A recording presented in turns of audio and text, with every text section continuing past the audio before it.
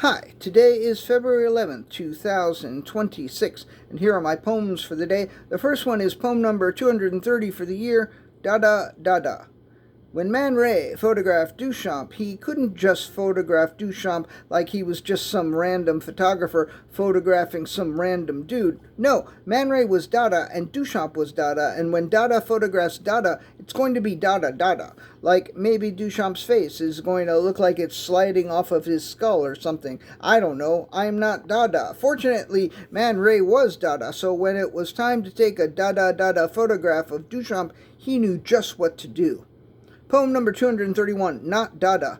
I am aware that in 1981 a German band called Trio released a song called Dada-Dada. I'm also aware that in 1992 a song called Dizz Knee Land was released by a band called Dada.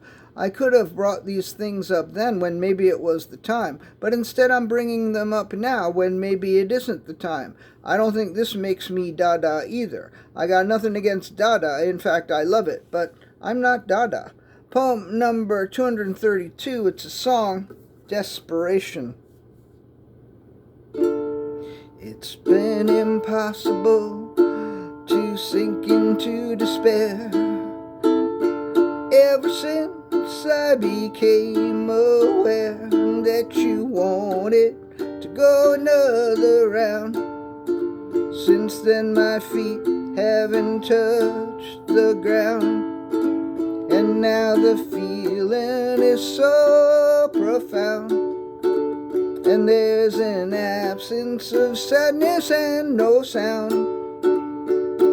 a barely whispered incantations of hapless, hopeless desperation. If I can, I want to take you there, where love lies bleeding, bloodied and bare, where love can catch you unaware and transport you from all despair. And now the feeling is so profound, and there's an absence of sadness and no sound, a barely whispered incantation of hapless, hopeless desperation, of hapless, hopeless desperation. Poem number 233, Reorganization. He wanted to reorganize his organs. He thought that the arrangement of organs in his body was willy-nilly and not optimal, so he started moving his organs around with his mind. First he put his brain near his genitals, as he was always being led around by his dick anyway. Then he put the pancreas under the intestines and his lungs under the stomach. He put his spleen, liver, and kidneys in his head where his brain used to be, because why not? And he put the heart where the larynx was, and vice versa.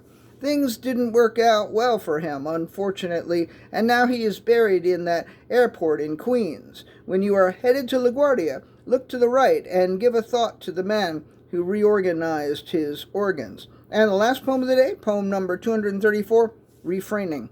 There is something inside of me that wants to tell you the story of the man who wanted to put all of his organs through an organ grinder. But there is something else inside of me that is preventing me from doing that. It's not a lack of creativity. I am certain that I could come up with this story if it weren't for the something inside of me, call it decorum, discretion, or something else entirely. I could tell the story, and maybe one day I will tell the story, but today the something inside of me that is counseling me to refrain is winning out over the something inside of me that wants me to tell all. Depending on how much you want to hear this story, you may consider yourself fortunate or unfortunate. But today's refraining is provisional, and at some other time I may very well tell the story of the organ grinder. And when that happens, the fortunate may feel unfortunate, and the unfortunate, fortunate. All right, that's it. Thank you. I appreciate you.